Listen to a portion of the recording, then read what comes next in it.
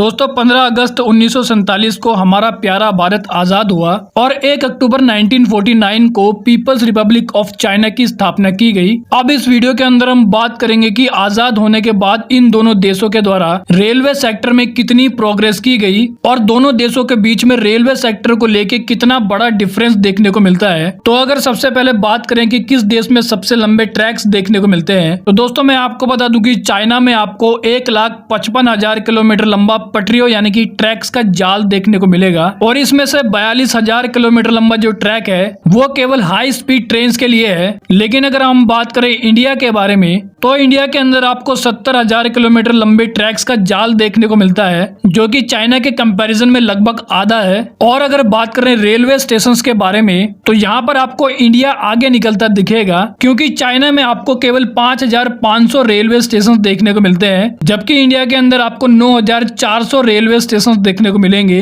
और मैं आपको बता दूं कि इंडियन रेलवे के द्वारा जो इंडिया के पुराने रेलवे स्टेशन हैं, उनको रीडेवलप करने का काम भी काफी तेजी से किया जा रहा है और इंडियन रेलवे के द्वारा अब इंडिया के सभी रेलवे स्टेशन को वर्ल्ड क्लास रेलवे स्टेशन में डेवलप किया जा रहा है। हालांकि जो चाइना के रेलवे स्टेशन हैं वो ऑलरेडी काफी ज्यादा एडवांस और डेवलप्ड है। लेकिन अगर बात करें पैसेंजर्स के बारे में, तो मैं आपको बता दूं कि चाइना में लगभग 1 करोड़ लोग डेली ट्रैवल करते हैं। इसके अलावा एक साल में चाइना के अंदर 36 करोड़ से भी ज्यादा लोग ट्रैवल करते हैं। और अगर बात करें इंडिया के बारे में, तो इंडिया में 2.5 करोड़ लोग डेली ट्रेन के द्वारा ट्रैवल करते हैं और एक साल में इंडिया के अंदर लगभग 80 करोड़ से भी ज्यादा लोग ट्रेन में ट्रैवल करते हैं। लेकिन अगर बात करें दोनों देशों की ट्रेन में लगने वाले किराए यानी कि फेयर के बारे में, तो मैं आपको बता दूं कि चाइना की ट्रेन में लगने वाला एवरेज फेयर यानी कि जो एवरेज किराया है वो 1.5 रुपए पर किलोमीटर के हिसाब से हमें देखने को मिलता है। लेकिन अगर हम बात करें इंडिया के बारे में, तो इंडियन ट्रेन में लगने वाला जो एवरेज फेयर यानी कि जो किराया है वो 60 से लेकर 70 पैसा पर किलोमीटर हमें देखने को मिलता है। यानी कि चाइना के कंपैरिजन में इंडिया के अंदर लगभग आधा किराया लगता है हर किलोमीटर के लिए। लेकिन अगर बात करें कि दोनों देशों के रेलवे नेटवर्क के द्वारा एक साल में कितनी कमाई की जाती है, तो दोस्तों मैं आपको बता दूं कि चाइना के रेलवे के द्वारा लास्ट ईयर 1073 बिलियन युआन की रेवेन्यू को जनरेट किया गया था, जिसको अगर हम कन्वर्ट करें इंडियन रुपीज में, तो इसके जो नंबर है वो हमें कई लाखों अरबों में देखने को मिलेंगे। लेकिन अगर हम बात करें कि इंडियन रेलवे के द्वारा लास्ट ईयर कितनी रेवेन्यू जनरेट की गई थी, तो मैं आपको बता दूं कि इंडियन रेलवे के द्वारा लास्ट ईयर 2.4 लाख करोड़ की रेवेन्यू को जनरेट किया गया था, जो कि चाइना के कंपैरिजन में बहुत ही ज्यादा कम है, क्योंकि चाइना की रेवेन्यू हमें लाखों अरबों में देखने को मिली थी, लेकिन इंडिया की केवल 2.5 लाख करोड़ ही हमें देखने को मिली है। और अगर बात करें कि किस देश की रेलवे में कितने ज्यादा लोग काम करते हैं यानी कि एम्प्लॉयज के बारे में, तो मैं आपको बता दूं कि चाइना के रेलवे सेक्टर में लगभग 18 से लेकर 19 लाख लोग काम करते हैं। वहीं अगर हम बात करें इंडियन रेलवे के बारे में, तो इंडियन रेलवे सेक्टर में लगभग 13 लाख से लेकर 14 लाख लोग काम करते हैं। तो अब हम बात करेंगे काफी इंपोर्टेंट यानी कि दोनों देशों के बजट के बारे में, बेसिकली रेलवे बजट के बारे में। तो सबसे पहले अगर हम बात करें चाइना के बारे में, तो दोस्तों चाइना का जो लास्ट ईयर का रेलवे बजट था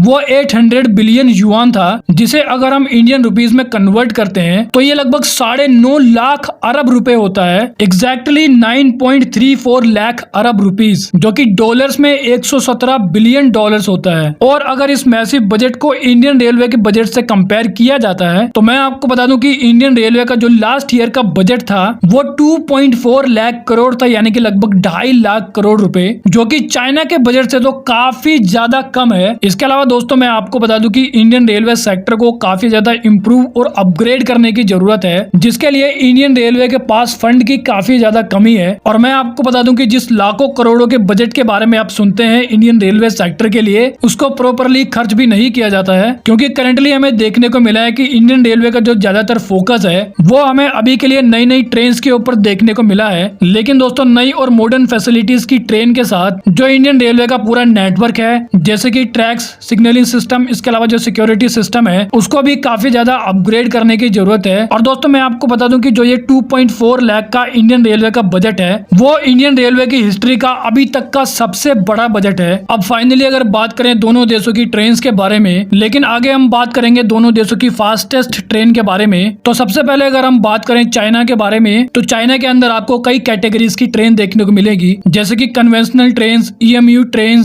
high speed train, semi high speed train, intercity train, non stop express train, tourist train और नॉर्मल एक्सप्रेस ट्रेन। और अगर बात करें इन सभी ट्रेन की स्पीड के बारे में तो वो आपको 350 से लेके 140 किलोमीटर पर आवर के बीच में देखने को मिल जाएगी। लेकिन अगर हम बात करें इंडियन ट्रेन के बारे में तो इंडिया के अंदर भी आपको कई कैटेगरीज की ट्रेन देखने को मिलती है, जैसे कि वंदे भारत ट्रेन, तेजस एक्सप्रेस, शताब्दी एक्सप्रेस, राजधानी एक्सप्रेस, दुरंतो एक्सप्रेस, गरीब रथ एक्सप्रेस ट्रेन, एसी और विदाउट एसी वाली ट्रेन्स, लोकल ट्रेन्स और पैसेंजर ट्रेन्स। इसके अलावा फ्रेट ट्रेन्स भी आपको इंडिया में देखने को मिल जाएगी। लेकिन अगर बात करें इन सभी ट्रेन्स के अंदर आपको क्या क्या क्लास देखने को मिलती है तो चाइना के अंदर आपको कई प्रकार की क्लास देखने को मिल जाएगी, जैसे कि business class, premium class, first class, second class और स्लीपर ट्रेन। इसके अलावा इंडिया में भी आपको कई प्रकार की क्लास देखने को मिलती है, जैसे कि economy class, executive class, AC chair जैसे कि first AC, second AC, third AC class. और इसके अलावा इंडिया में भी आपको स्लीपर क्लास और स्लीपर ट्रेन देखने को मिलेगी। और इंडिया के अंदर आपको जनरल कोच और रिजर्व कोच भी देखने को मिल जाएंगे। और फाइनली अगर बात करें दोनों देशों की सबसे फास्टेस्ट ट्रेन के बारे में तो मैं आपको बता दूं कि चाइना की जो सबसे तेज चलने वाली यानी कि जो सबसे फास्टेस्ट ट्रेन है उसे शंघाई मैगलेव ट्रेन के नाम से जाना जाता है। और इस मैगलेव ट्रेन की जो स्पीड है वो 500 किलोमीटर पर आवर की रफ्तार से भी ज्यादा तेज देखने को मिली है। लेकिन ये स्पीड हमें ट्रायल यानी कि टेस्ट रन में देखने को मिली है। लेकिन इस शंघाई मैगलेव ट्रेन को 430 किलोमीटर पर आवर की रफ्तार से ऑपरेट किया जाता है। हालांकि इसको अभी काफी छोटे रूट पर ही चलाया जा रहा है, क्योंकि इतनी ज्यादा स्पीड होने की वजह से अभी भी इसमें सिक्योरिटी को लेके काफी ज्यादा इंप्रूवमेंट होने बाकी है। इसके अलावा आपको चाइना के अंदर जी क्लास की बुलेट ट्रेन देखने को मिलेगी, जिसकी top speed 350 kilometre per hour आपको देखने को मिल जाएगी। वहीं अगर हम बात करें इंडिया की सबसे फास्टेस्ट ट्रेन के बारे में तो दोस्तों जैसा कि हम जानते हैं कि इंडिया के अंदर भी आपको काफी जल्दी बुलेट ट्रेन देखने को मिलने वाली है, क्योंकि मुंबई और अहमदाबाद के बीच में बुलेट ट्रेन कॉरिडोर को बनाया जा रहा है। और मुंबई अहमदाबाद के बीच में चलने वाले बुलेट ट्रेन कॉरिडोर पे बुलेट ट्रेन की जो स्पीड होगी वो 320 किलोमीटर पर आवर होगी। पर अभी के लिए इंडिया की जो सबसे तेज चलने वाली ट्रेन है उसे Vande Bharat semi high speed train के नाम से जाना जाता है, जिसको 180 किलोमीटर पर आवर की रफ्तार से चलने के लिए तो डिजाइन किया गया है, लेकिन इसको 160 किलोमीटर पर आवर की रफ्तार से ऑपरेट किया जाएगा। अब दोस्तों मैं आपको बता दूं कि इंडियन रेलवे सेक्टर में जो आपको एवरेज स्पीड देखने को मिलती है वो 50 किलोमीटर पर आवर की देखने को मिलती है। और इंटरेस्टिंग बात यह है कि इतनी कम एवरेज स्पीड होने के बाद भी इंडिया के अंदर काफी ज्यादा ट्रेन को लेके एक्सीडेंट देखने को मिलते हैं। बेसिकली कैग यानी कि सीएजी के एक रिपोर्ट के अकॉर्डिंग इंडिया के अंदर जो ट्रेन है वो पटरी पर से काफी ज्यादा उतर जाती है, जिसके कारण अल्टीमेटली एक्सीडेंट भी देखने को मिलते हैं। लेकिन मैं आपको बता दूं कि अभी भी इंडियन रेलवे का जो नेटवर्क है वो पाकिस्तान, तंजानिया, कोंगो, मिस्र, नाइजीरिया और मैक्सिको के रेलवे नेटवर्क से काफी ज्यादा बेहतर है। और अगर बात करें मैन्युफैक्चरिंग के बारे में तो दोस्तों मैं आपको बता दूं कि चाइना और इंडिया दोनों अपनी ट्रेन्स को खुद अपने ही देश में मैन्युफैक्चर करते हैं। इसके अलावा अगर बात करें इलेक्ट्रिफिकेशन के बारे में तो दोस्तों मैं आपको बता दूं कि रेलवे नेटवर्क का इलेक्ट्रिफिकेशन क्यों इंपॉर्टेंट होता है, इसको एक एग्जांपल से समझते हैं। तो जिस प्रकार से एक इलेक्ट्रिक कार को चलाने के लिए ना तो हमें डीजल की जरूरत पड़ती है और ना ही पेट्रोल की जरूरत पड़ती है, और इलेक्ट्रिक कार के इस्तेमाल से पॉल्यूशन भी नहीं होता है। इवन एक इलेक्ट्रिक कार को चलाना